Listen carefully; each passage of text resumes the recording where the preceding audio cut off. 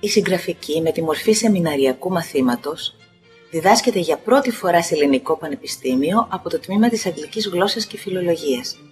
Ξεκίνησε την Άνοιξη του 1996 και έχει συμπληρώσει μια 12χρονη πορεία εξερεύνησης της δημιουργικής έκφρασης των φοιτητών και των φοιτητριών που το έχουν παρακολουθήσει. Η αποτελεσματικότητα αυτού του μαθήματος είναι επιστημονικά διαπιστωμένη. Γι' αυτό άλλωστε έχει καθιερωθεί να περιλαμβάνεται στα προγράμματα λογοτεχνικών και θεατρικών σπουδών όλων σχεδόν των πανεπιστημίων στις αγγλόφωνες τουλάχιστον χώρες. Το Σεμινάριο Συγγραφικής δίνει την ευκαιρία σε πολλούς φοιτητές και φοιτήτριες να δοκιμαστούν σε μια πολύ διαφορετική και πρωτόγνωρη για τα δεδομένα του πανεπιστημίου διαδικασία.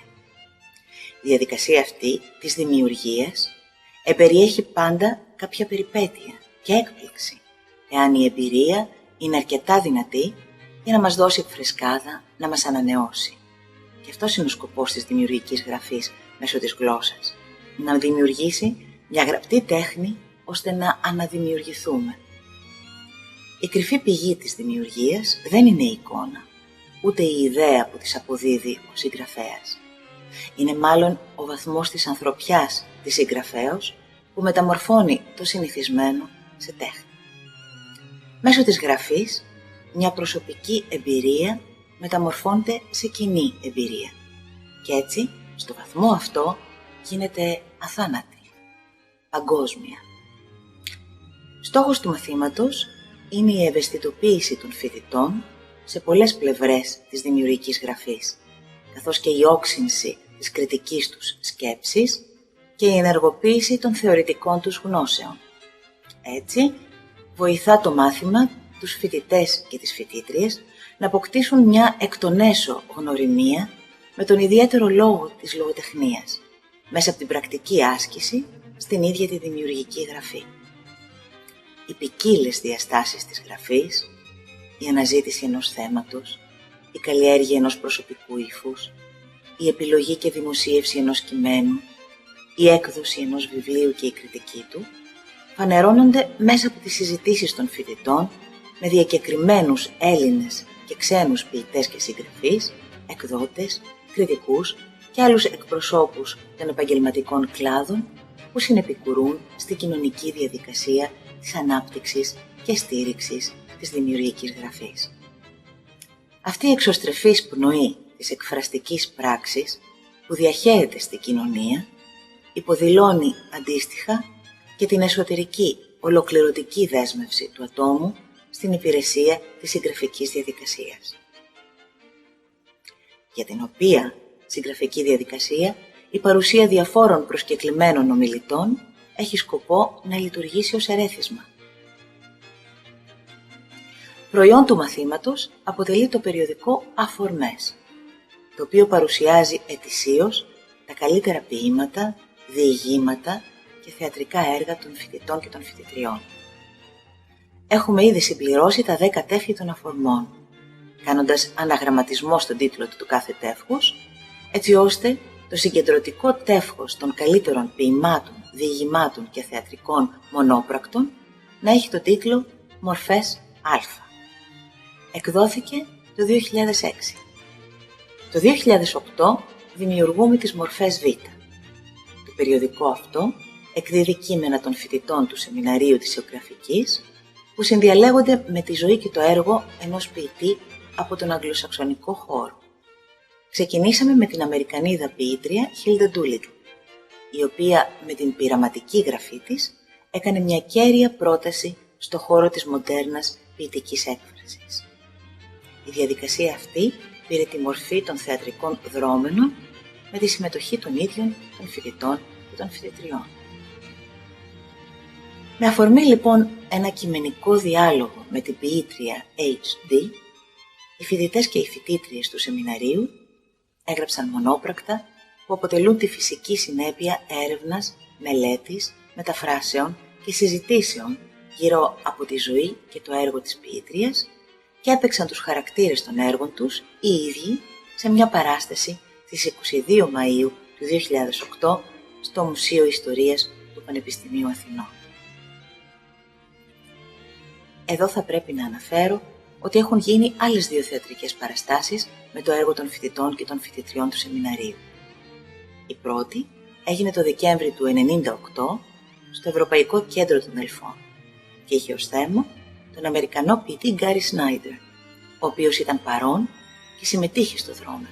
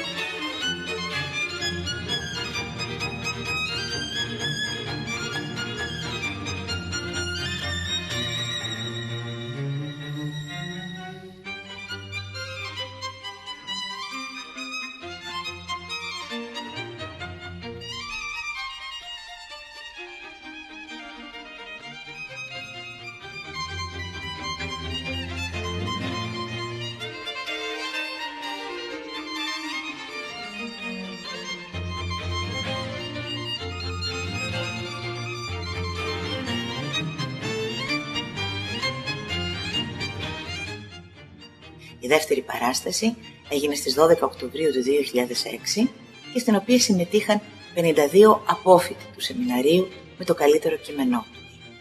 Η παράσταση αυτή έγινε σε συνεργασία με το Τμήμα Μουσικών Σπουδών του Πανεπιστημίου Αθηνών.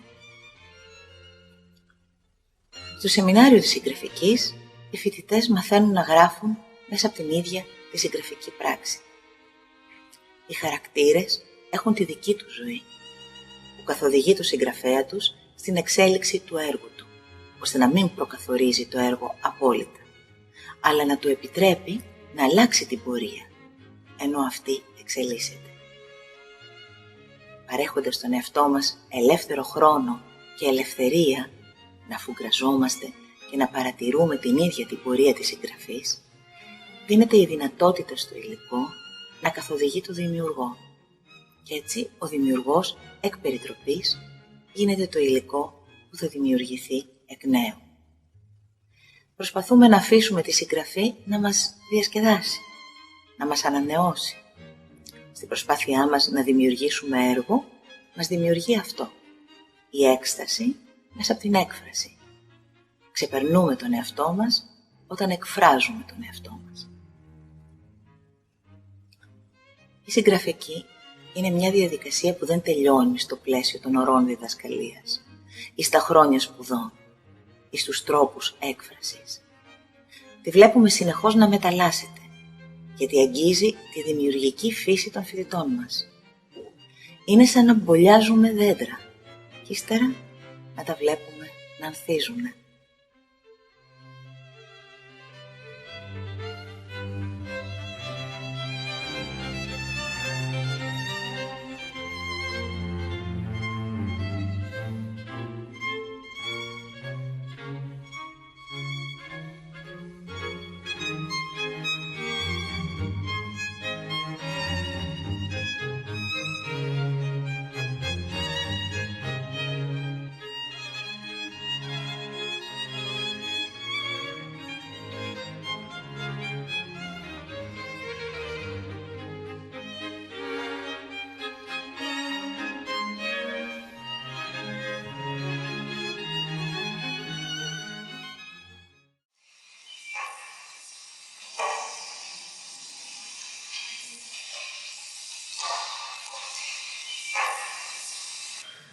Publication is not a big concern. Getting published is not the point. The point is doing your art, making your poems, and then sharing them. And the way you share them is giving readings. My circle, my generation, and my circle of poets, the Beat generation, started an awful lot of poetry reading practice. Not just in the... We started in the United States, starting about 1956. And it spread from the United States to England, France, Scandinavia, Russia in a big way, Eastern Europe in a big way, and it spread to Japan. Finally, it even spread to China.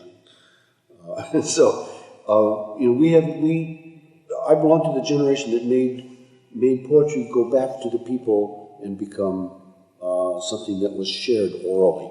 Community poets means people who do lots of readings, that they have a public poetry life, that every night somewhere practically, and somewhere in town, there are some readings going on that are open to the public. Some of them are free, some of them you pay a little bit for, and it becomes part of cultural life.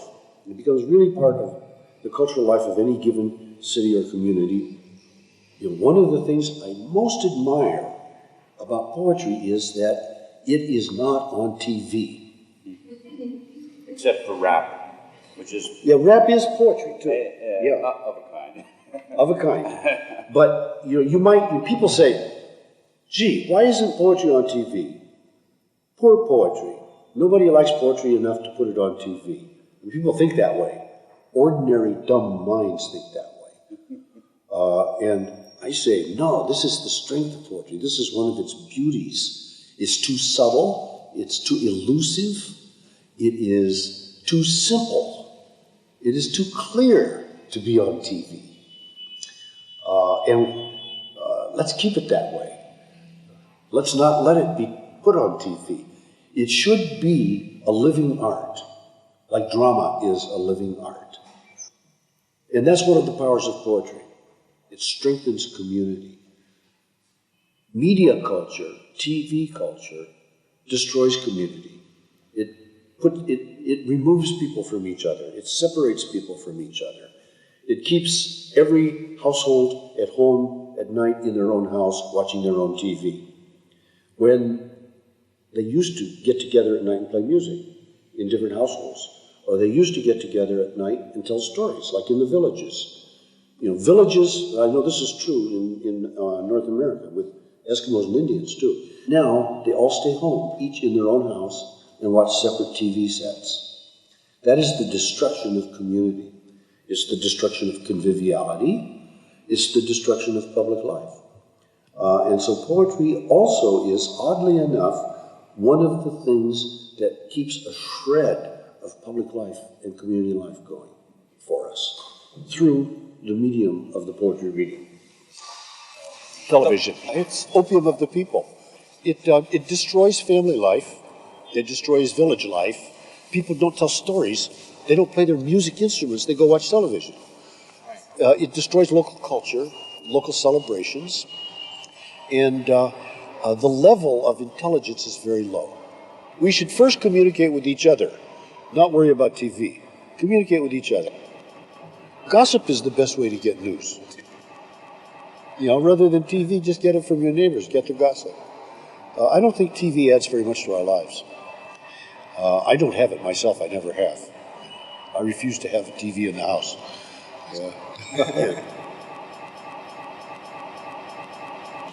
I started teaching in the university about the time most people retire, because I'd already had a private life. I'm now the oldest person in my department. Really? Yeah, I'm the oldest person in the English department. I'm older than the president of the university or the chancellor or anybody. Every once in a while I have to think about that because I keep imagining that I'm young.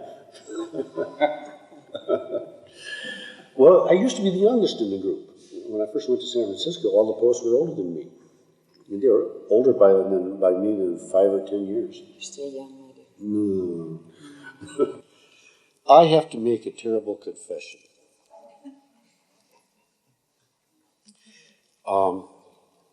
As a husband, I am monogamous. But in regard to landscapes and places, I'm totally promiscuous. I love a lot of them. It would even be unlucky to say I like this place better than that place. I've been touched and moved by a number of places in the world. 15 or 20 or 30, I can't even count them all. In 1983, I was with a group of American writers visiting China. at the invitation of the Chinese Writers Union. Allen Ginsberg was in that trip too. So in Beijing, we were finally invited to meet with the Chinese Minister of Culture and some of the other high-ranking Politburo Communist Party members. And we met at the Great Hall of the People. We had drinks. And then the interpreter, the Chinese woman who was our interpreter, she knew that I had translated the Han Shan poems. So she introduced me to the Minister of Culture. I forget his name in Chinese. She said, he is the one who translated Han Shan. And he turned to me with this big smile. Oh, you translated Han Shan. And then he quoted from memory 2 of Han Shan's poems to me. Now this is a Communist Party bureaucrat who knew these poems by heart. That is how much poetry is still part of culture in China. Everybody in China knows poetry by heart and recites it, you know, like you would recite a proverb or something. That's a very, very touching story for me. About 12 years ago, doing some readings and lectures for the Alaska Humanities Council, I was flown in February to Barrow, Alaska, which is at the northern shore of Alaska on the Arctic Sea. It was frozen solid ice. And it was at the Inupiaq Eskimo village of Barrow. It was still no sunshine, still winter, dark. So there was a small audience of about 8 or 10 Eskimo school teachers, 2 or 3 American health workers, and 1 American man whom I didn't get a chance to talk to. The next morning, getting on the plane to fly back to Fairbanks, the man who had been at my reading the night before was on the plane with me. So I sat down next to him and I said, well, you know, what's your story? He said, well, believe it or not, we've met before. And I heard you read poetry once before. And I said, well, where was that? He said, that was in India. In 1962. I said, well, what occasion was that? And he said, you may not remember it too well, but you and Allen Ginsberg came back from Nepal on a bus, and you stopped at the little town that I was in, where I was a disciple of the Guru Nimkaroli Baba. He says, I was wearing all white at that time. And you came and you and Allen read poetry for the devotees of the Guru Nimkaroli Baba. I said, no kidding. So I said, well, what are you doing up here now? And he said, oh, now, yes, I'm a lawyer for the Eskimos. 20th century life. Really. This poem incorporates a verse, a little 4-line verse, that is chanted in Zen monasteries after finishing eating your meal from your bowls. You eat your rice mixed with barley and some pickles. And then a server comes by with a big teapot of hot water, pours it into each bowl for you. You hold your bowl out and pours it. You take your pickle and you wash the bowl with the pickle. And then you drink the water. And then you dry the bowl and put it away. And as you wash the bowl with the hot water, everyone together chants the verse, we wash our bowls in this water. It has the flavor of ambrosial dew. We offer it to all demons and spirits. May all be filled and satisfied. Om Makala Sai Swaha. So you'll find this woven into the poem. We wash our bowls in this water, us human beings here on planet Earth. Quote, the 1.5 billion cubic kilometers of water on Earth are split by photosynthesis and reconstituted by respiration once every 2 million years or so. A day on the ragged North Pacific coast, getting soaked by whipping mist, rain squalls tumbling, mountain mirror ponds, snowfield slush, rock-washed creeks, earfuls of falls, swirls of ridge-edged snowflakes, swift gravelly rivers, tidewater crumbly glaciers, high-hanging glaciers, shoreside mud ponds, icebergs, streams looping through the tide flats, spume of brine, distant soft rain drooping from a cloud, sea lions lazing under the surface of the sea. We wash our bowls in this water. It has the flavor of ambrosial dew. There are poets, such as people who call themselves the language poets, who will argue that there is no poetry before language, and that the poem does not happen till the language has appeared. I take a different view. I think that the poem exists in a interior, visionary, visual form and rhythmic form deep in your mind before it comes out in words. And it is that place that you look at, almost like looking at a movie. Just as, we don't think really in words, we think in pictures. When we are deeply thinking and deeply feeling, we think and feel in pictures, so to speak. And we choose or find our way to the language after that. And I know that this is possible from my own experience and from that of many other people I know, that you can visit that space and, again, find what the language might be, or what language you'd like it to be. But some people argue that this is not possible. To them, I say, you just don't know, because you can't do it.